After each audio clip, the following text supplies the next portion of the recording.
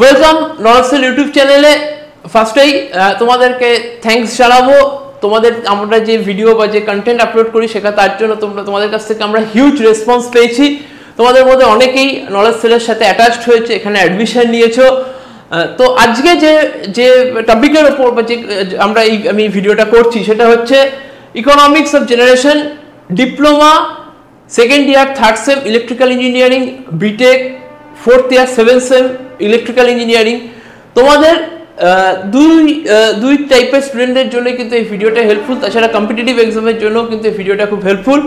ডিপ্লোমাতে একটা সাবজেক্ট রয়েছে যেটা introduction to electric generation system, আর বিটেকের একটা সাবজেক্ট রয়েছে পাওয়ার জেনারেশন ইকোনমিক্স, তার একটা চ্যাপ্টার কিন্তু ইকোনমিক্স অফ জেনারেশন। এই ভিডিওতে টোটাল থিওরিটা আমি ডিসকাস করেছি বা করছি, আর এর ওপর যে নিউমেরিক্যাল প্রবলেমস যেগুলো রয়েছে সেইগুলো কিন্তু আমরা নেক্সট ভিডিওতে ডিসকাস করব। তো এই ভিডিওতে কনসেপ্টটা ক্লিয়ার হলে তোমাদের কাছে কিন্তু নিউমেরিক্যাল প্রবলেমগুলো অনেক ইজিয়ার হয়ে যাবে।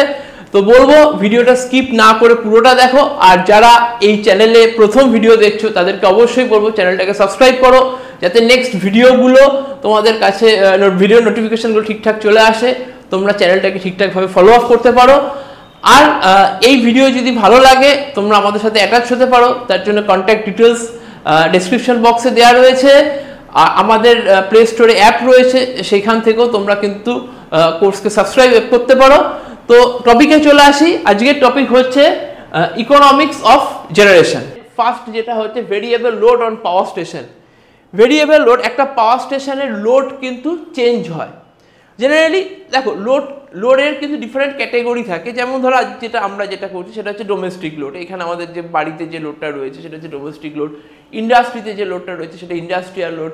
হ্যাঁ, যেখানে যে দোকান বাজার বা শপিং মলের যে লোডটা সেটা কমার্শিয়াল লোড। প্রত্যেকে কিন্তু ক্যাটেগরাইজ করা আছে, আর এগুলো আলাদা আলাদা সেগমেন্টে পড়ছে।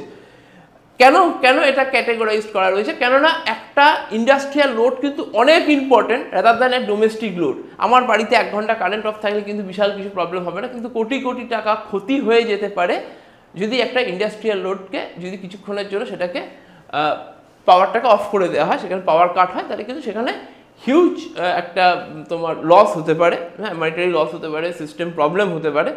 তো পাওয়ার স্টেশনকেও জানতে হবে যে কি টাইমে কত লোড দিতে হবে, কিভাবে কি স্ট্র্যাটেজিতে চললে তারা পুরো পাওয়ারটাকে তারা ফুলফিল করতে পারে, তাদের পুরো ডিমান্ডটাকে তারা ফুলফিল করতে পারবে। এখানে যত রকম লোড রয়েছে তাদের মধ্যে কিন্তু আনসার্টেন চেঞ্জ হয়। তো সেইটাই আমি বলছি যে variable load on power station, the load on a power station varies from time to time due to the uncertain demands. Uncertain কিছু ডিম্যান্ডস চলে আসে, demands of the consumer, and that is known as variable load on power station. এটাকেই আমরা variable load on power station বলি। Next, what is load curve? যেটা বললাম আমরা যে টাইমের রেসপেক্টে লোডের কিন্তু চেঞ্জ হয়।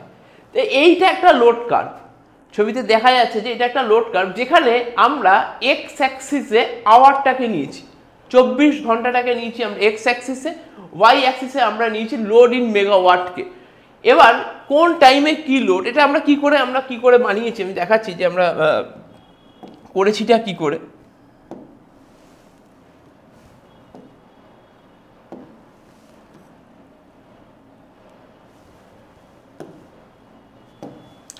ডিফারেন্ট আওয়ার্সে আমরা লোডগুলোকে এখানে বসিয়েছি। দুপুর 12টার সময় লোড ছিল এইটা,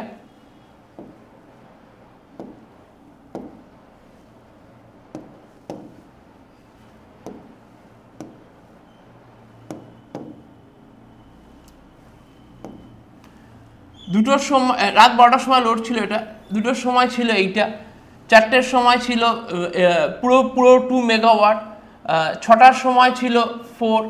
ডিফারেন্ট টাইমসে আমাদের কিন্তু এই লোডগুলোকে কিন্তু আমরা বসিয়েছি। ডিফারেন্ট টাইমসে যখন আমরা লোডগুলোকে বসিয়েছি তখন কি হয়েছে, তখন তাদের টাইমের রেসপেক্টে কিন্তু সেইগুলোকে যখন আমরা জয়েন করেছি তখন কিন্তু কার্ভটা আস্তে আস্তে এইরকম জায়গায় দাঁড়িয়েছে।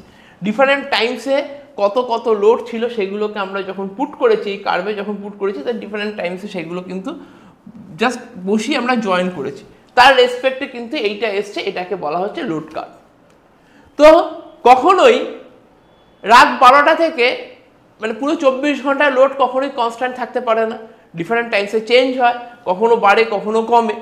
তো এই কার্ভ থেকে দেখা যাচ্ছে যে সবচেয়ে এখানে বেশি লোড কখন রয়েছে না সন্ধ্যে 6টার সময় রয়েছে, সবচেয়ে বেশি লোড রয়েছে। আর সেইটা কত, সেটার ভ্যালু হচ্ছে 6 মেগাওয়াট।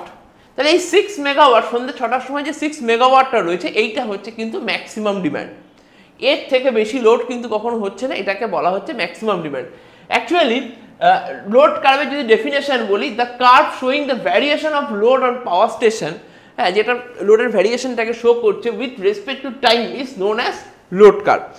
এই যে লোড কার্ভটা, এই লোড কার্ভটা কিন্তু ডেইলি লোড কার্ভ।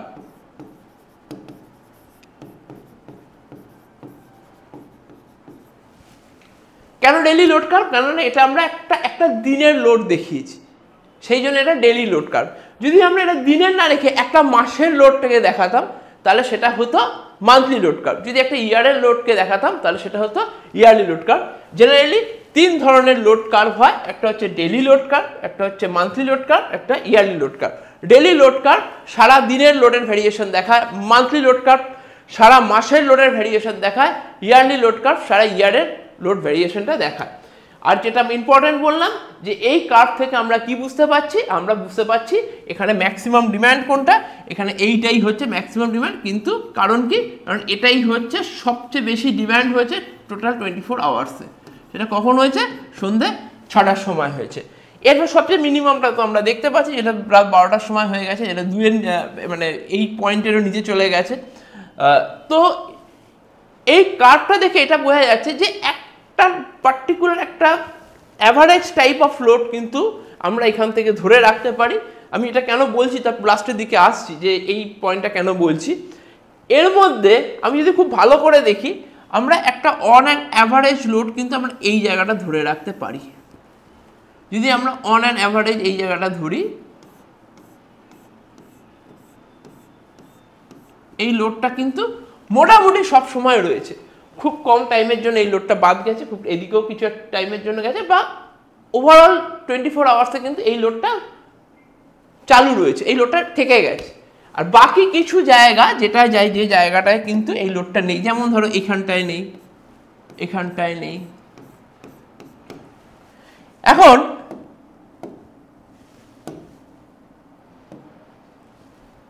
এইটাকে কি বলবো, যে লোডটা কন্টিনিউয়াসলি থেকে যাচ্ছে সেটাকে আমরা কি বলবো, সেটাকে আমরা বলবো বেস লোড। যে লোডটা কন্টিনিউয়াসলি থেকে যাচ্ছে সেটাকে আমরা বলবো বেস লোড। আর যে লোডটা কিছু কিছু টাইমে এক্সট্রা পাচ্ছি, যেমন এই জায়গাটাতে এক্সট্রা পাচ্ছি, এইখানে এক্সট্রা পাচ্ছি, এই লোডটা কিন্তু সবসময় থাকছে না। বেস লোডটা কিন্তু 24 আওয়ার্স জুড়ে সাপ্লাই করতে হচ্ছে।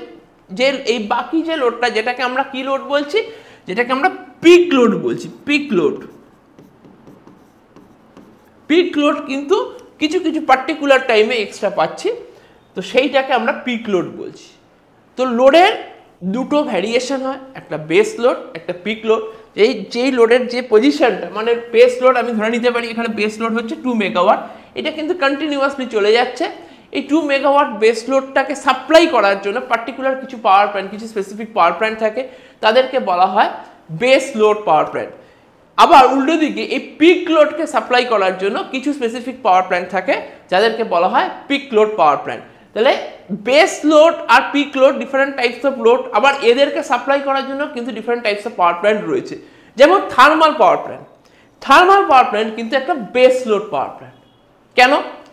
তার কতগুলো কারণ আছে। একটা থার্মাল পাওয়ার প্ল্যান্টের মানে একটা থার্মাল পাওয়ার প্ল্যান্টকে যদি আমি স্টার্ট করি, সে সিঙ্ক্রোনাইজড হয়ে যে পাওয়ার ডিম্যান্ডটা দরকার সেটা দিতে কিন্তু তার অনেক টাইম লেগে যাবে। আমি হট করে মনে করলাম ইনস্ট্যান্ট আমি একটা থার্মাল পাওয়ার প্ল্যান্টকে স্টার্ট করে ওই পাওয়ারটাকে কিন্তু অ্যাচিভ করতে পারবো না।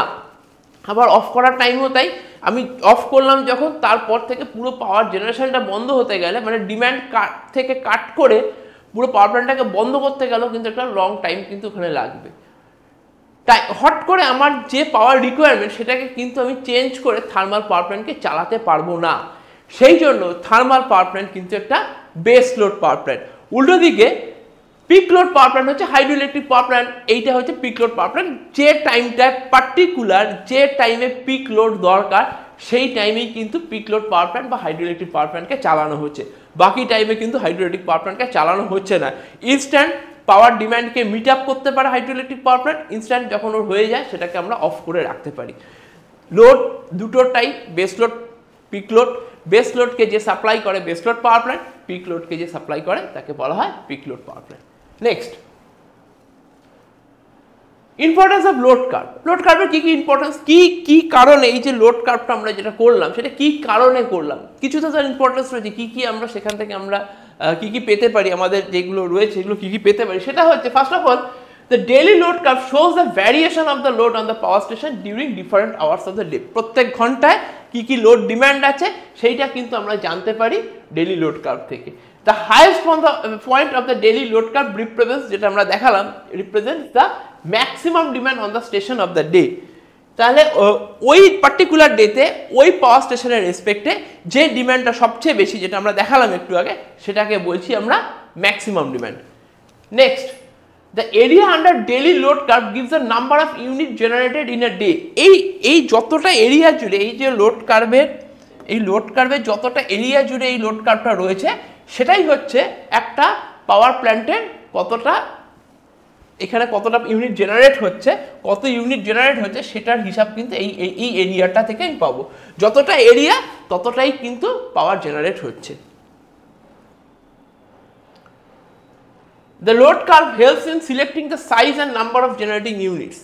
লোড কার্ভ থেকে কি সাইজের জেনারেটর লাগাবো আর কতগুলো নাম্বার অফ জেনারেটরস, কতগুলো জেনারেটিং ইউনিটস থাকবে, কি সাইজের থাকবে, সেটা কিন্তু ক্যালকুলেট করা যেতে পারে এই লোড কার্ভ থেকে।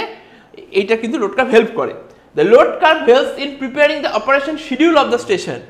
এইবার 5টা জেনারেটরকে আমি ইনভলভ করেছি, একটা জেনারেটিং স্টেশনে 5টা জেনারেটরকে ইনভলভ করেছি। তাদের টাইম টু টাইম কত পাওয়ার জেনারেট করবে, কোন টাইমে সবকটা জেনারেটর লাগবে, কোন টাইমে আমরা একটা জেনারেটরকে অপারেট মেনটেন্যান্সের কাজে বলো বা অন্য কোনো দরকারে আমরা সেটাকে অফ রাখতে পারি, বা চাইলে দরকার অনুযায়ী সেটাকে আমরা সেই জেনারেটরটাকে 5টার মধ্যে 4টে চলছে একটাকে অফ রাখতে হয় মেনটেন্যান্সের কারণে। সেটা কখন করব? অবভিয়াসলি যখন লোড কম থাকবে। তাহলে আমি যদি লোড কার্ভটাই আমার কাছে ক্লিয়ার না থাকে তাহলে আমরা পার্টিকুলার একটা জেনারেটরকে কখন বন্ধ করব, কখন সেই জায়গাটাকে অফ করব সেটাই আমরা বলতে পারবো না। That is the importance of the load curve. Next আসছে load duration curve. Load curve আর লোড ডিউরেশন কার্ভের মধ্যে একটা ডিফারেন্স রয়েছে, সেটা ডেফিনেশনই ক্লিয়ার হয়ে যাবে। when the load elements of a load curve are arranged in the order of descending magnitudes. Load curve হচ্ছে এইটা, টাইম টু টাইম কত লোড হচ্ছে সেটাকে আমি জাস্ট পুট করে যে কার্ভটা করলাম সেটা হয়ে গেল আমার লোড কার্ভ। আর লোড ডিউরেশন কার্ভ কি? লোড ডিউরেশন কার্ভের এই লোডটাকে আমরা ডিসেন্ডিং অর্ডারে রাখবো। বেশি লোডটাকে আমরা শুরুতে রাখবো, তারপরে যখন কম লোডটাকে তারপর মাঝখানে রাখবো, লাস্টের দিকে আমরা আরো কম লোডকে রাখবো। তাহলে এই যে লোড ডিউরেশন কার্ভ মানে টাইম ওয়াইজ আমরা কি করব, লোডগুলোকে পুট করতে থাকবো। এই জায়গাটাতে সবচেয়ে হাইয়েস্ট লোড ছিল, তারপরে লোডটা কমেছে এইটা, তারপরে লোডটা কমেছে এইটা। তাহলে টাইম ওয়াইজ যখন আমি লোডটাকে ডিসেন্ডিং অর্ডারে লোডটাকে আমি টাইম ওয়াইজ যদি রাখি তাহলে যে কার্ভ বেরোবে সেটা হচ্ছে লোড কার্ভ। আর লোড ডিউরেশন কার্ভ, লোডটাকে ডিসেন্ডিং অর্ডারে যদি আমি পুট করি একটা কার্ভে তাহলে যে কার্ভটা বেরোবে সেটাকে বলছি লোড ডিউরেশন কার্ভ। তো নেক্সট যে point, what do you mean by the connected load? Connected load কাকে বলবো? কানেক্টেড লোড আমি সাপোজ একটা এক্সাম্পল দিই। সাপোজ এই ঘরটাতে, এই ঘরে 4টে ফ্যান, 4টে লাইট, 2টো প্লাগ রয়েছে, একটা মনিটর রয়েছে, একটা ক্যামেরা রয়েছে, একটা এসি রয়েছে, যা রয়েছে যতগুলো জিনিস, যতগুলো ইকুইপমেন্টস রয়েছে সব কটার লোডকে যদি আমি ক্যালকুলেট করি, সব কটার লোডকে যদি আমি সাম অফ করি তাহলে যে লোডটা দাঁড়াবে সেই লোডটাকে বলবো কানেক্টেড লোড। কানেক্টেড লোড মানে আমি একটা বাড়ির কানেক্টেড লোড যদি হিসাব করি, আমার বাড়িতে যা আছে যা ইকুইপমেন্টস আছে, যা ইলেকট্রিক্যাল অ্যাক্সেসরিজ আছে, ইলেকট্রনিক্স অ্যাক্সেসরিজ আছে, যত রকমভাবে পাওয়ার কনজাম্পশন করতে পারে সবকে যদি আমি অন রাখি তাহলে টোটাল যে লোডটা থাকে সেই লোডটাকে বলা হয় কানেক্টেড লোড। তো ডেফিনেশন কি বলছে? It is the sum of continuous rating of all equipments connected to the supply system. Supply সিস্টেমের মধ্যে যত ইকুইপমেন্টস রয়েছে কানেক্টেড রয়েছে তাদেরকে যদি আমরা যোগ করি তাহলে সেটাকে কি বলবো, সাম করি, তাহলে সেটাকে বলবো কিন্তু connected load. A power station supplies A load of 1000 consumers. Each consumer has certain equipment installed in its premises. The sum of continuous rating of all equipments in the consumer premises is called connected load. যেটা বললাম, আমার consumer প্রিমিসেসের মধ্যে যত equipments রয়েছে তাদের যে তোমার continuous রেটিংটা সেটাকে সাম করলে যেটা পাচ্ছি সেটা হচ্ছে কানেক্টেড লোড। যা রয়েছে আমার বাড়িতে, যা রয়েছে আমার প্রিমিসেসে, যা রয়েছে সবটাকে যোগ করলে কানেক্টেড লোড কিন্তু ক্যালকুলেট করা যায়। তো এর থেকে কানেক্টেড লোডের থেকে বেশি কিছু হতে পারে না। এটা একটু পরেই বুঝতে পারবো কি কানেক্টেড লোডই হচ্ছে ম্যাক্সিমাম। কারণ আমি যখন ম্যাক্সিমাম ডিমান্ড ক্যালকুলেট করছি, সাপোজ ধরো আমি বাড়ির রেসপেক্টে ম্যাক্সিমাম ডিমান্ড ক্যালকুলেট করছি, আমি বলছি নেক্সট স্লাইডেই আসছি আমরা ম্যাক্সিমাম ডিমান্ড। আচ্ছা, average load, maximum demand. Maximum demand connected লোডের বেশি না ম্যাক্সিমাম ডিমান্ড বেশি? শুনে মনে হয় অনেকেই যে ভুলটা খুব মানে এটা খুব ভুল হয়ে যায় সবার কাছে যে ম্যাক্সিমাম ডিমান্ড বড়, না, কানেক্টেড লোড বড়। কানেক্টেড লোড যা রয়েছে সবটা হচ্ছে কানেক্টেড লোড। এবার এর মধ্যে আমি ধরে নিচ্ছি আমি বিকেল 5টার সময় আমার বাড়িতে সবচেয়ে বেশি পাওয়ার কনজাম্পশন হয়। টোটাল বাড়িতে বিকেল 5টার সময় সবচেয়ে বেশি পাওয়ার কনজাম্পশন হয়। তাহলে এই বিকেল 5টার সময় যে লোডটা এখানে যে পাওয়ারটা এখানে কনজাম্পশন হচ্ছে সেটা হচ্ছে ম্যাক্সিমাম ডিমান্ড। আমার যদি কানেক্টেড লোড 100 হয় বিকেল 5টার সময় 60 হয়তো 60% তার লোড এখানে, বা 66 আমার যদি আমি বলছি 10 কিলোওয়াট যদি আমার বাড়ি টোটাল লোড হয় বিকেল 5টার সময় 6 কিলোওয়াট কিন্তু আমি এখানে কনজিউম করছি ওই টাইমে। তাহলে 6 কিলোওয়াটটা এখানে ম্যাক্সিমাম ডিমান্ড আর 10 কিলোওয়াটটা এখানে কানেক্টেড লোড। 10 কিলোওয়াটের মধ্যে ম্যাক্সিমাম আমি বিকেল 6টার সময় ওই 6 কিলোওয়াটটা করছি, বাকি সারা দিনের অন্য কোনো সময় কখনোই আমার লোড ডিমান্ডটা কখনোই 6 কিলোওয়াটকে ক্রস করছে না। 6 কিলোওয়াটটাই হচ্ছে আমার সারাদিনের ম্যাক্সিমাম ডিমান্ড, এটাকেই ম্যাক্সিমাম, সেটাকেই বলছি আমরা ম্যাক্সিমাম ডিমান্ড। আর টোটাল যেটা 10 কিলোওয়াট সেটা হচ্ছে কানেক্টেড লোড। তাহলে এইখানে পরিষ্কার বোঝা যাচ্ছে যে পার্টিকুলার এখানে জাস্ট যা এক্সাম্পল দিয়েছি তাই মিলে গেছে। এই সন্ধ্যে 6টার সময় 6 kilowatt, that is the maximum demand. Next আসছে অ্যাভারেজ ডিমান্ড। অ্যাভারেজ ডিমান্ড কি? The average of loads occurring on the power station in a given period, day হতে পারে, মান্থলি হতে পারে, ইয়ারলি হতে পারে, is known as average load. এই average লোডের আবার 3টে ভাগ হয়, যে টোটাল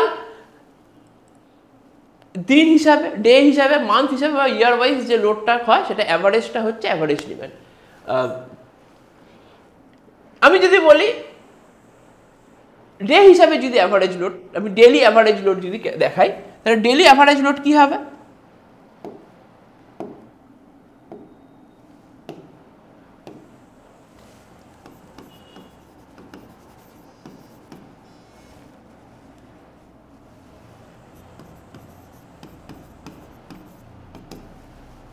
ডেলি অ্যাভারেজ লোড কি হবে? ডেলি অ্যাভারেজ লোড যেটা হবে যে number of units generated in a day by 24। কত ইউনিট একটা দিনে তৈরি হচ্ছে সেটা, টোটাল কত ইউনিট তৈরি হচ্ছে ডিভাইডেড বাই 24 করলে যেটা পাচ্ছি সেটা হচ্ছে ডেলি অ্যাভারেজ লোড। একটা জিনিস সবসময় মাথায় রাখতে হবে, যেগুলো ট্রিক্স, ছোট ছোট জিনিসগুলো যেগুলো আমাদের ছোট ছোট ভুলের জন্য অনেক সময় আমাদের প্রবলেম হয়, বা অঙ্ক মেলে না, নিউমেরিক্যাল প্রবলেমস মিলতে চায় না, হ্যাঁ, কনসেপচুয়ালি প্রবলেম হয়, সেটা হচ্ছে অ্যাভারেজ লোড পার আওয়ারে হবে, অলওয়েজ পার আওয়ারে হবে। যদি আমি ডেলি অ্যাভারেজ লোড করি তাহলে ডিভাইডেড বাই 24 করে দিলাম। যদি আমি মান্থলি অ্যাভারেজ লোড করি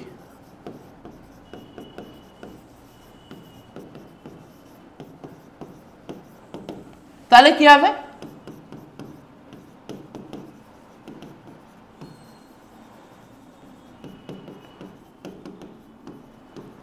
Number of units generated in a month divided by number of hours in a month. Number of hours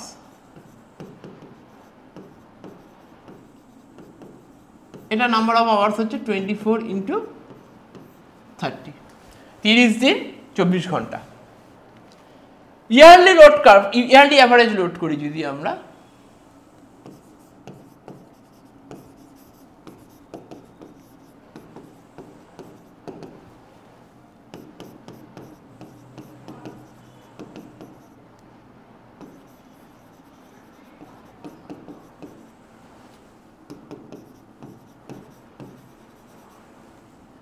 number of unit generated in a year, সারা বছরে কত ইউনিট জেনারেট হচ্ছে, divided by 8760। এটা কি number বলো তো?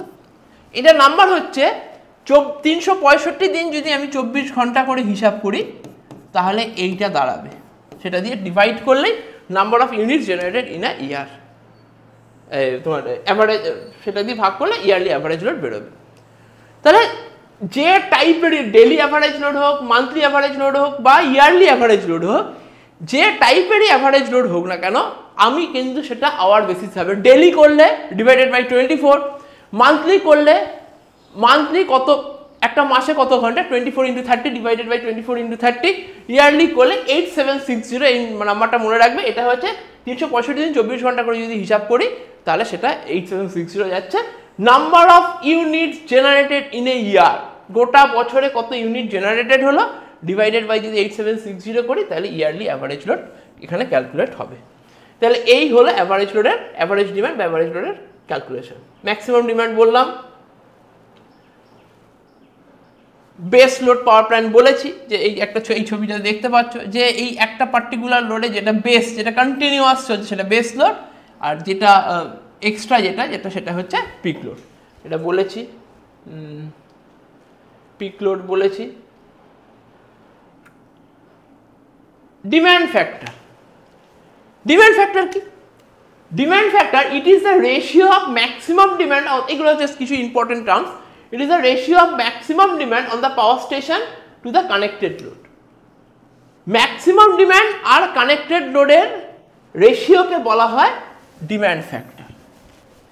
এবার এর মধ্যে অবভিয়াসলি প্রথমেই বলেছি কানেক্টেড লোড বেশি হয়, ম্যাক্সিমাম ডিমান্ড কম হয়। তাহলে এর যে maximum demand by divided by connected load, যেহেতু এর কানেক্টেড লোডটা যেহেতু বেশি, তাহলে the value of demand factor is always less than 1।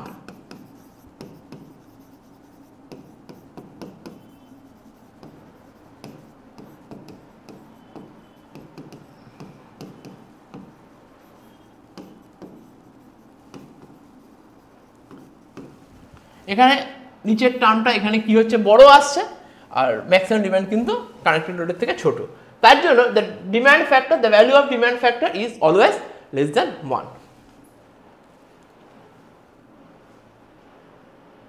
Load factor, load factor হচ্ছে the ratio of average load two the maximum demand. Demand factor বললাম, load factor কার কার ratio? Load factor হচ্ছে average load two the maximum demand. যেহেতু average load আর maximum ডিমান্ডের মধ্যে আবার এই maximum ডিমান্ডটা বড়, এখানে maximum ডিমান্ডটা যেহেতু বড় অ্যাভারেজ লোডের থেকে, তাহলে the value of the load factor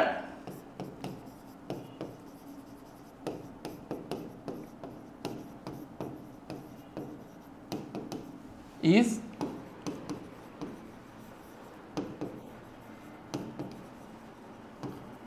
always less than 1।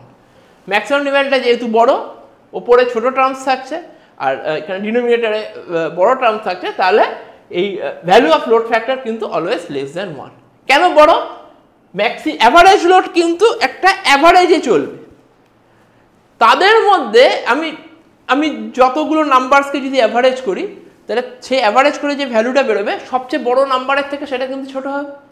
তাহলে ম্যাক্সিমাম ডিমান্ড হচ্ছে সবচেয়ে ম্যাক্সিমাম পয়েন্ট, আর মিনিমাম ম্যাক্সিমাম বাকি যে পয়েন্ট আছে সবকে অ্যাভারেজ করে যেটা আসছে সেটা অ্যাভারেজ লোড। তাহলে obviously maximum demand greater than average load, তার জন্য এইখানে the value of load factor is always less than 1, কারণ এখানে অ্যাভারেজ লোড ছোট, ম্যাক্সিমাম ডিমান্ড ডিনোমিনেটরে রয়েছে যেটা কিন্তু বড়।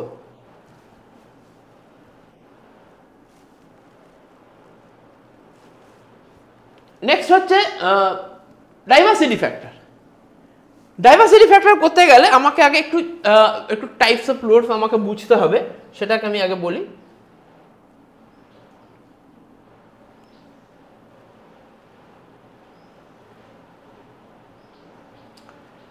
টাইপস অফ লোডস, কি কি টাইপের লোড হতে পারে? লোড যেগুলো হতে পারে, ফার্স্ট হচ্ছে ডোমেস্টিক লোড, এটা আমাদের যে বাড়ির লোড যেটা সেটাকে ডোমেস্টিক লোড বলছি। লেস্ট ইম্পর্টেন্ট, কেননা এইখানে ডোমেস্টিক লোডের কিছুটা পাওয়ার কাট হলে এটাকে আমরা সামনে নিতে পারবো, কিন্তু industrial load, suppose industrial load যার পাওয়ার কাট হলে হিউজ লস হতে পারে, তাহলে that is more important than the domestic load. Commercial load, যেটা কিনা দোকান, শপিং মল এই লেভেলের যে লোডটা সেটা হচ্ছে বলা হচ্ছে commercial load. Municipal load, municipal light বলো, যা যা রয়েছে মিউনিসিপ্যালের যা যা ইকুইপমেন্টস রয়েছে এগুলো, সেই লোডগুলোকে বলা হয় মিউনিসিপ্যাল লোড। ইরিগেশনাল লোড মানে ইরিগেশন পার্টে যেসব লোডগুলো থাকে সেটাকে সাপ্লাই করা যায়, সেটাকে আলাদা একটা সেকশনে রাখা হয়েছে, সেটাকে সাপ্লাই করার জন্য, মানে সেটা একটা আলাদা সেকশন লোডের, সেটাকে আলাদাভাবে সাপ্লাই করা হয়। তো সেটা একটা টাইপ হচ্ছে ইরিগেশন লোড। ট্র্যাকশন লোড, আমাদের এই যে ট্রেন ট্র্যাকশন সিস্টেম, যে ইন্ডিয়ান রেলওয়ে যে প্রচুর এখানে পাওয়ার এখানে দরকার পড়ে, সেই জন্য এটাকে একটা ডিফারেন্ট সেকশনে রাখা রয়েছে, এটা হচ্ছে ট্র্যাকশন লোড। কেন বললাম এইটা, কেন এই স্লাইডটা কেন ডিসকাস করলাম, কারণ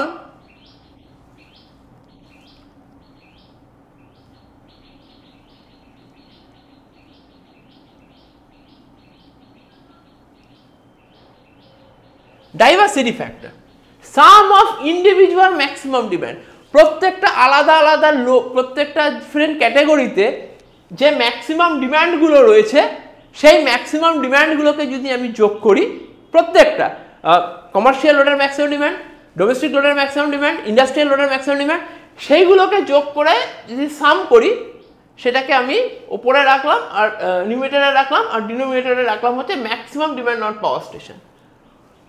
প্রত্যেকটা সেগমেন্টের ম্যাক্সিমাম লোডকে, ম্যাক্সিমাম ডিমান্ডকে আমরা সাম করে ওপরে নিচ্ছি, আর নিচে নিচ্ছি maximum demand on power station. Power স্টেশনের যে ম্যাক্সিমাম ডিমান্ড সেটাকে আমরা ডিনোমিনেটরে নিচ্ছি। তাহলে কি হচ্ছে, তাহলে যে ফ্যাক্টরটা দাঁড়াচ্ছে, এদের যে রেশিওটা, সেটাকে বলা হয় diversity factor. Diversity factor is the ratio of sum of individual maximum demand to the maximum demand on the power station is known as diversity factor.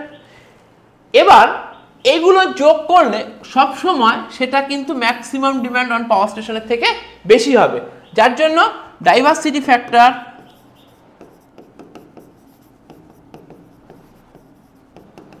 is always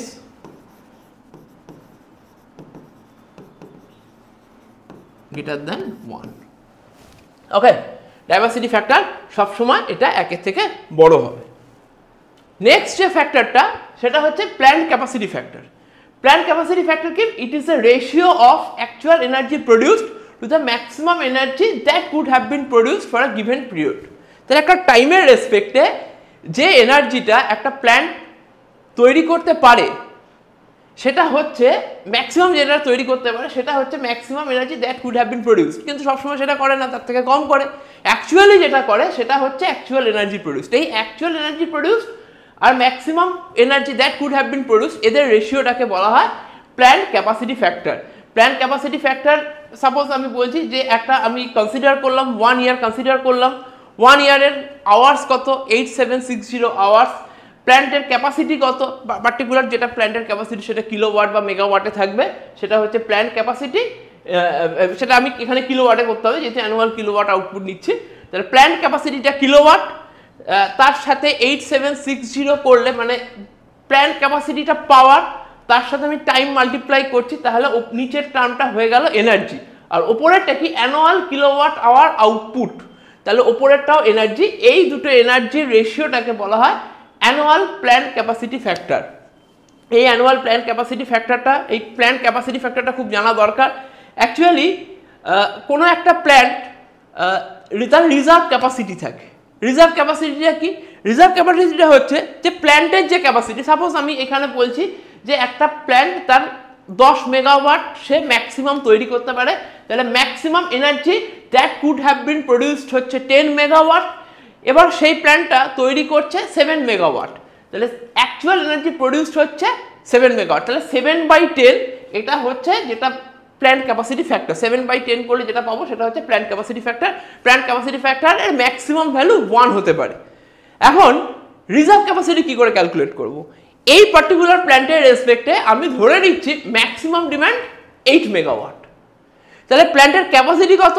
10 megawatt. প্ল্যান্টের ক্যাপাসিটি কিন্তু সব সময় ম্যাক্সিমাম ডিমান্ডের থেকে বেশি হবে, কখনো প্ল্যান্টের capacity কিন্তু ম্যাক্সিমাম ডিমান্ডের থেকে কম হতে পারবে না। এই প্ল্যান্ট ক্যাপাসিটি আর ম্যাক্সিমাম ডিমান্ড এদের যে রেশিওটা, এটাকে বলছি প্ল্যান্ট ক্যাপাসিটি। এই প্ল্যান্ট ক্যাপাসিটি আর ম্যাক্সিমাম ডিমান্ডের এদের যে এদের ডিফারেন্সটাকে আমরা বলছি রিজার্ভ ক্যাপাসিটি। এক্ষেত্রে প্ল্যান্ট ক্যাপাসিটি কত? 10 মেগাওয়াট আর ম্যাক্সিমাম ডিমান্ড কত? 8 মেগাওয়াট। তার মানে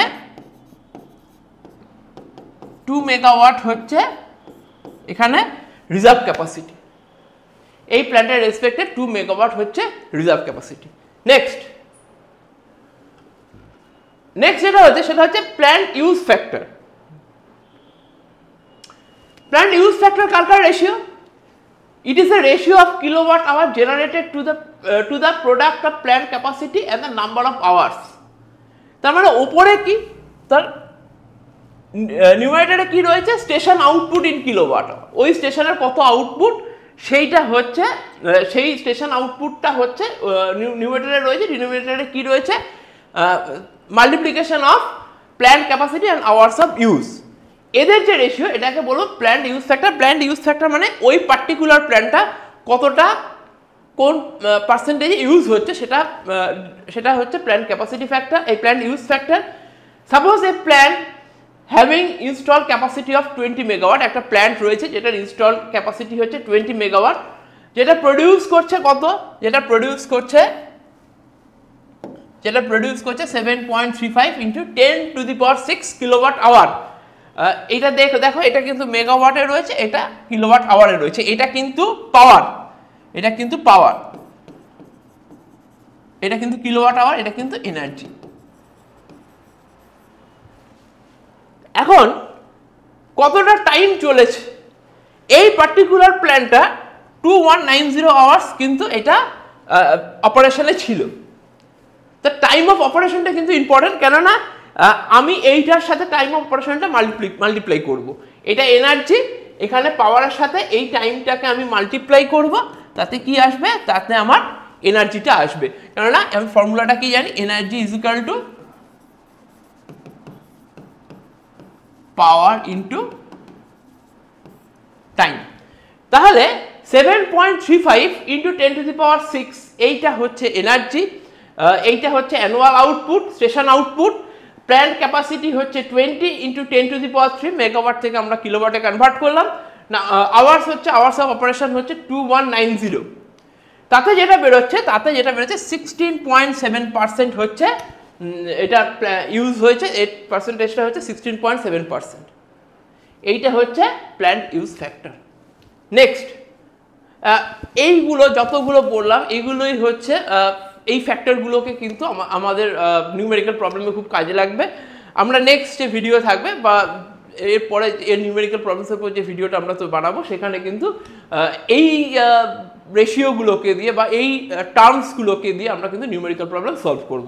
তাই নেক্সট যেটাতে আসছি, নেক্সট হচ্ছে cost of power generation. Cost of power জেনারেশনের একটা থার্মাল পাওয়ার প্ল্যান্ট, তার কস্ট অফ পাওয়ার জেনারেশন কি কি ফ্যাক্টরের উপর ডিপেন্ড করে?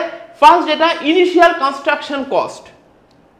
একটা ক্যাপিটাল কস্ট থাকে, সেটা হচ্ছে ইনিশিয়াল কনস্ট্রাকশন কস্ট। একটা থার্মাল পাওয়ার প্ল্যান্ট বানাতে গেলে তার চিমনি রয়েছে, তার বিভিন্ন কম্পোনেন্টস রয়েছে।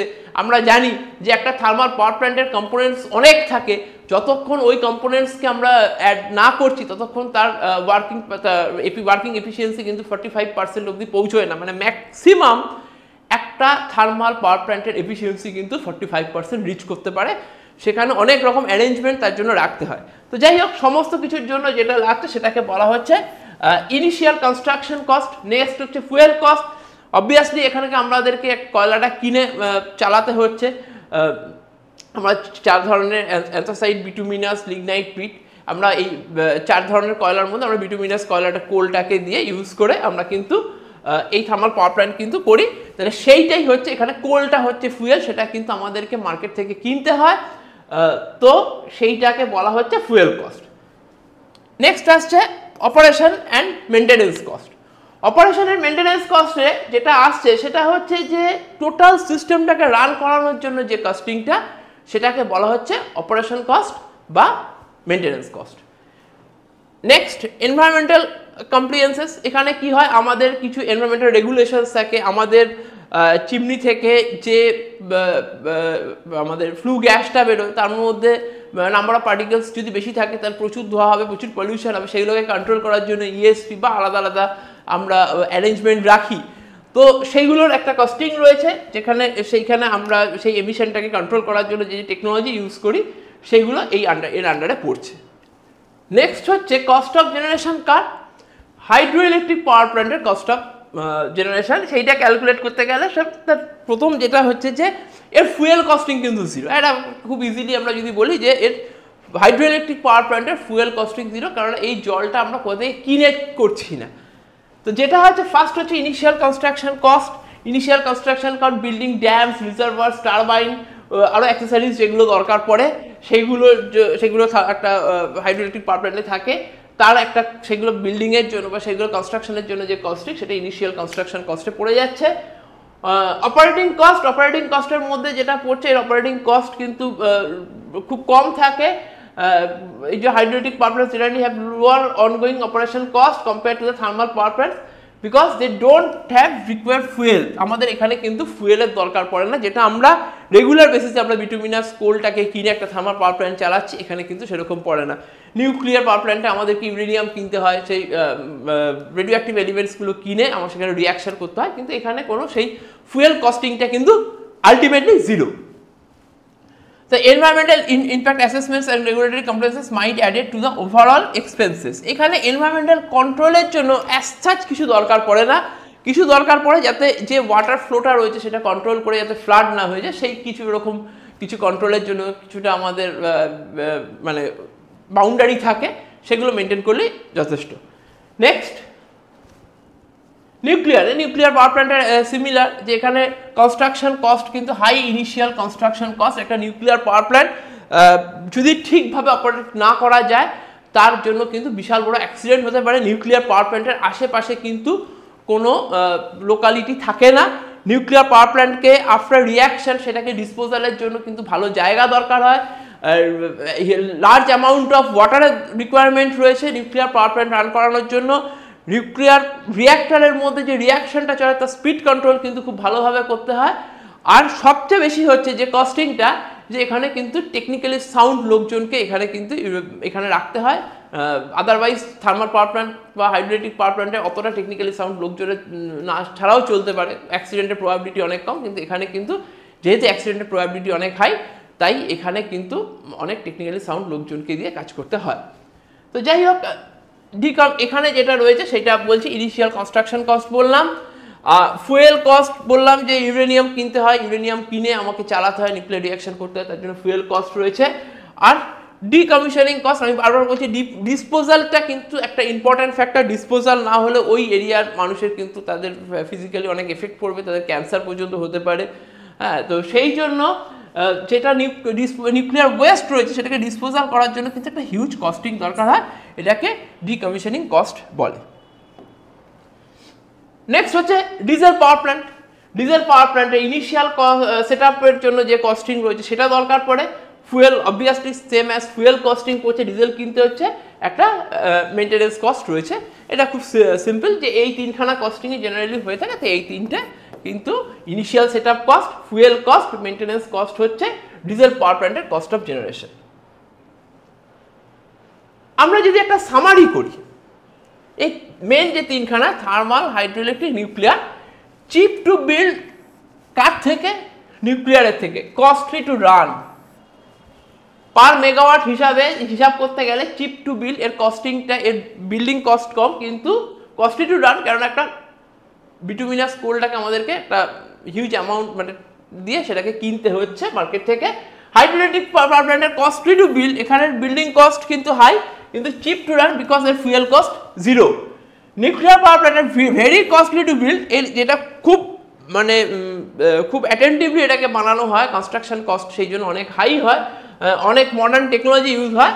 আর মডারেট টু রান এর রানিং কস্ট মডারেট, মানে মাঝামাঝি একটা রানিং কস্ট কিন্তু থাকে। এই হয়ে গেল তিনখানা থার্মাল হাইড্রো নিউক্লিয়ার পাওয়ার প্ল্যান্টের কস্ট অফ জেনারেশন। এইভাবে হয়। এর থেকে কিছু আমরা নিউমেরিক্যাল প্রবলেম করাতে হবে, সেগুলো আমাদের ওই নিউমেরিক্যাল প্রবলেমের ভিডিওতে আমরা কিন্তু ডিসকাস করব। নেক্সট টাইপস অফ লোড, যেটা ডিসকাশন হয়ে গেছে। এরপরে আসছে choice of size and number of generating units. Factors influencing the choice of size. আমরা একটা জেনারেটরের সাইজ চয়েস করা কি ডিপেন্ড, চয়েস করার জন্য কি ফ্যাক্টর রয়েছে, কি ফ্যাক্টরের উপর ডিপেন্ড করছে। ফার্স্ট যেটা রয়েছে সিস্টেম লোড ডিম্যান্ড। অ্যাকচুয়ালি আমি বারবার বলেছি যে লোড কি, লোড হচ্ছে দু ধরনের লোড। একটা বেস, যে লোডের পোর্শনটা টানা একইভাবে থেকে যায় সেটাকে বেস লোড বলে। এবার তার উপরেও কিছু টাইমে একটু বেশি লোড লাগছে, কিছু টাইমে একটু লোড হচ্ছে, সেই লোডগুলোকে যদি আমি পুট করে লোড কার্ভ ড্র করি, তাহলে বিভিন্ন জায়গায় কিন্তু দেখব বিভিন্ন আওয়ার্সের রেসপেক্টে লোডগুলো কিন্তু একটু বেশি থাকছে। ওই পার্টিকুলার ওই আওয়ার্সগুলোতে কিন্তু একটা লোড চেঞ্জ হচ্ছে। তা সেইটাকে কি বলবো, সেটাকে আমরা বলবো পিক লোড। তাহলে বেস লোডকে যে পাওয়ার প্ল্যান্ট সাপ্লাই করে তাকে বেস লোড পাওয়ার প্ল্যান্ট বলে। Thermal power plant, hydroelectric power plant, nuclear power plant, এই তিনখানাই generally base load power plant হয়। পিক লোড পাওয়ার প্ল্যান্ট কি? পিক লোড পাওয়ার প্ল্যান্ট আমি ইনস্ট্যান্ট স্টার্ট করব, instant output দেবে, ইনস্ট্যান্ট স্টপ করবো, output দেওয়া বন্ধ হয়ে যাবে। আর বেস লোড পাওয়ার প্ল্যান্টকে কিন্তু ইনস্ট্যান্ট স্টার্ট করলে ও আউটপুট দিতে পারে না, বা আউটপুটকে আমি মানে ফ্রিকোয়েন্টলি চেঞ্জ করতে পারি না। ডিজেল পাওয়ার প্ল্যান্ট এটা কিন্তু, বা গ্যাস টারবাইন, এগুলো কিন্তু পিক লোড পাওয়ার প্ল্যান্ট হিসেবে কাজ করে। বেসিক পাওয়ার জেনারেশনটা বেস লোড পাওয়ার প্ল্যান্ট দিয়ে চলে। যেসব সময়ে লোডের ভ্যারিয়েশন হয়, যেটুকু ভ্যারিয়েশন চেঞ্জ হয়, সেই লোডটাকে পিক লোড বলে, সেটাকে সাপ্লাই করে পিক লোড পাওয়ার প্ল্যান্ট। তো আমাদের সিস্টেম লোড ডিম্যান্ড কি রয়েছে, কি ধরনের লোড ডিম্যান্ড রয়েছে? আমার কি সবসময় বেস লোডেই চলছে, কি কখন বেশি পিক লোডিংটা বেশি রয়েছে? পিক লোডিং যদি বেশি হয় তাহলে আমি কি করব, আমি তার সাইজ সেইভাবে তৈরি করব, পিক লোড পাওয়ার প্ল্যান্ট সেইভাবে রাখবো, বেস লোড পাওয়ার প্ল্যান্ট সেইভাবে রাখবো। তো সেটার উপর একটা ডিপেন্ড করছে। ইকোনমি অফ স্কেল, যত বড় সাইজের জেনারেটর আমরা ইউজ করব তত কিন্তু কস্টিং কমবে। এটা একটা পয়েন্ট। আমরা যত লার্জ সাইজের জেনারেটর ইউজ করবো সেখানে কিন্তু কস্টিং কমবে। তো তার উপর ডিপেন্ড করছে যে আমরা কি ধরনের জেনারেটর সেখানে ইউজ করবো, মানে কি ধরনের লোড রয়েছে তার রেসপেক্টে আমরা কি ধরনের জেনারেটর ইউজ করবো সেটা ডিপেন্ড করছে। সেই হিসাবে আমরা সাইজ করছি। যদি বেশি লোড থাকে আমরা অবভিয়াসলি লার্জ জেনারেটর ইউজ করবো, যদি কম লোড থাকে আমরা স্মল জেনারেটর ইউজ করে বা মিডিয়াম জেনারেটর ইউজ করে সেটাকে সেই লোড ডিম্যান্ডটাকে আমরা স্যাটিসফাই করব। নেক্সট হচ্ছে ফুয়েল টাইপ অ্যান্ড অ্যাভেলেবিলিটি। যেখানে জলের সাফিসিয়েন্ট অ্যামাউন্ট অফ ওয়াটার নেই বা সাফিসিয়েন্ট অ্যামাউন্ট অফ কোল নেই, যেখানে কোল নেই সেখানে থার্মাল পাওয়ার প্ল্যান্ট তৈরি করতে পারবো না, অল্টারনেটিভ এনার্জি আমাকে রাখতে হবে। যেখানে ওয়াটার নেই সেখানে নিউক্লিয়ার পাওয়ার প্ল্যান্ট তৈরি করতে পারবো না, যেখানে লোকালিটি রয়েছে সেখানে নিউক্লিয়ার তৈরি করতে পারবো না। তো কি ফুয়েলের অ্যাভেলেবিলিটি রয়েছে তার উপর ডিপেন্ড করে সে কিন্তু মানে এখানে চয়েস অফ সাইজটা কিন্তু সেইভাবে হয়। সিস্টেম রিলায়েবিলিটি, অবভিয়াসলি সিস্টেম রিলায়েবিলিটিটা, যে সিস্টেম রিলায়েবল কতটা রিলায়েবিলিটি দরকার তার উপর ডিপেন্ড করে চয়েস অফ সাইজ হয়। যেখানে রিলায়েবিলিটি বেশি সেখানে কিন্তু একটু লার্জ অ্যামাউন্ট অফ সাইজের জেনারেটর ইউজ করা হয়। নেক্সট হচ্ছে ট্রান্সমিশন অ্যান্ড গ্রিড কনস্ট্রেন্টস। কিছু ট্রান্সমিশনের বা গ্রিড চালানোর জন্য কিছু প্যারামিটার্স রয়েছে, সেগুলোকে স্যাটিসফাই করতে পারবে এমন জেনারেটর, সেগুলোই কিন্তু আমরা ইউজ করব, তার উপর বেস করে কিন্তু আমরা সাইজটাকে তৈরি করব। তাহলে এইগুলো হচ্ছে point factors influencing the choice of size. Next আসছি factor influencing number of units. কতগুলো ইউনিট ইউজ করব সেটা কি ফ্যাক্টরের উপর ডিপেন্ড করে। আমরা বেশি generator number of generator use করব কি কম নাম্বার অফ জেনারেটর ইউজ করব, সেটা কি ফ্যাক্টরের উপর ডিপেন্ড করে। ফার্স্ট হচ্ছে রিলায়েবিলিটি অ্যান্ড রিজার্ভ ক্যাপাসিটিকে যদি বেশি রাখতে হয় তাহলে আমরা কিন্তু বেশি নাম্বার অফ জেনারেটরস ইউজ করব। রিলায়েবিলিটিটাকে যদি বাড়াতে হয় আমরা কিন্তু বেশি নাম্বার অফ জেনারেটরস কিন্তু সেখানে ইউজ করব। লোড ম্যাচিং, আমাদেরকে নাম্বার অফ ইউনিটস এমন রাখতে হবে যে তাদের প্রত্যেকের সাইজ ঠিক হয়ে গেছে, তাদের প্রত্যেকের রেটিং ঠিক হয়ে গেছে, তাহলে আমার টোটাল ডিম্যান্ড আমি জানি। যদি আমার 100 ডিম্যান্ড হয়, প্রত্যেকটা সাইজ যদি 10 মেগাওয়াট করে হয়, তাহলে অবভিয়াসলি আমাকে 10টা দিলে আমার 100 মেগাওয়াট হবে। এবার কিছুটা রিজার্ভ রাখতে হবে, তার জন্য আমাকে একটা বা দুটো জেনারেটর ইউজ করতে হবে। তাহলে সেক্ষেত্রে নাম্বার অফ ইউনিটস হলো 10 + 2 12টা। সেক্ষেত্রে সেইভাবে লোড ম্যাচিং করে কিন্তু নাম্বার অফ ইউনিট সিলেক্ট করা হয়। মেনটেন্যান্স ফ্লেক্সিবিলিটি, কীভাবে মেনটেন্যান্স ফ্লেক্সিবিলিটি মানে কি, কত মেনটেন্যান্সের কত টাইমের ডিফারেন্সে মেনটেন্যান্স করতে হবে সেইটা কিন্তু ফ্যাক্টর। মেনটেন্যান্স করা মানে একটা জেনারেটর কিন্তু অফ পজিশনে চলে গেছে বা ওই সময় ওটা কিন্তু ওই জেনারেটরটা কিন্তু চলছে না, তাহলে সেই হিসাব রেখে সেটা স্ট্যান্ড বাই জেনারেটরের হিসাব রেখে আমাকে কিন্তু মেনটেন্যান্সটা করতে হবে। নেক্সট হচ্ছে capital cost versus operating cost. কত ক্যাপিটাল কস্ট আর অপারেটিং কস্ট কত। ক্যাপিটাল কস্ট মানে ইনিশিয়ালি কত, সেটাকে চালাতে গেলে কত খরচা জেনারেটারে, পার্টিকুলার জেনারেটার, সেটাকে আমরা সেটার উপর ডিপেন্ড করে আমরা নাম্বার অফ ইউনিটস সেটাকে করব। যদি আমি দেখি যে একটা জেনারেটারের ক্যাপিটাল কস্ট হাই, তাহলে আমরা নাম্বার অফ ইউনিটসটাকে কমিয়ে রাখবো। যদি দেখি যে কম, তাহলে আমরা নাম্বার অফ ইউনিটসকে বাড়াবো, রানিং কস্টটা সেখানে অ্যাডজাস্ট হয়ে যাবে। তো এই ফ্যাক্টরের উপর ডিপেন্ড করছে, factors influencing the number of units, এই ফ্যাক্টরের উপর নাম্বার অফ ইউনিটস ডিপেন্ড করছে। নেক্সট এইটাই ছিল। যাই হোক, তো ওভারঅল ডিসকাশন যতগুলো আমরা ফ্যাক্টরস বললাম বা যতগুলো স্লাইড বললাম, এটা কিন্তু আমাদের ইউনিট 1 অনুযায়ী করলাম। ইউনিট 1-এর নিউমেরিক্যাল প্রবলেমস ডিসকাশন ছাড়া ওভারঅল থিওরিটা কিন্তু পুরো এই ভিডিওতে রাখলাম। এই ভিডিওতে যা বললাম তার উপর তোমাদের যদি কোনো কোয়ারি থাকে, হ্যাঁ, যেটা হয়তো এই ভিডিওতে বলা নেই, তোমাদের কোনো কোয়ারি আছে বা কোনো জায়গায় প্রবলেম হয়েছে, তোমরা কিন্তু অবশ্যই কমেন্ট করে জানিও ভিডিওটা, যে কোথায় কী কোয়ারি রয়েছে, এটা কমেন্ট সেকশনে জানিও, আমি সেটা রিপ্লাই করব। আর আমাদের ক্লাস যদি তোমাদের ভালো লাগে, তাহলে কিন্তু তোমরা নলেজ সেল এখানে আমাদের সাথে অ্যাটাচ হতে পারো। আমাদের এখানে আমরা অনলাইন অফলাইন মোডে ডিপ্লোমা বিটেক কম্পিটিটিভ এক্সামের ক্লাস করাই। তোমরা যারা ইন্টারেস্টেড রয়েছো, আমাদের ভিডিও যাদের ভালো লাগছে, তোমরা কিন্তু যদি অ্যাডমিশন নিতে চাও আমাদের কন্ট্যাক্ট ডিটেলসে কন্ট্যাক্ট করতে পারো। আর ওভারঅল ভিডিওটা ভালো লাগলে অবশ্যই একটা লাইক করে জানিও। নেক্সট ভিডিওটা যাতে নোটিফিকেশানে ঠিক মতো আসে, যারা এখনও চ্যানেলটাকে সাবস্ক্রাইব করোনি অবশ্যই সাবস্ক্রাইব করো। Thank you.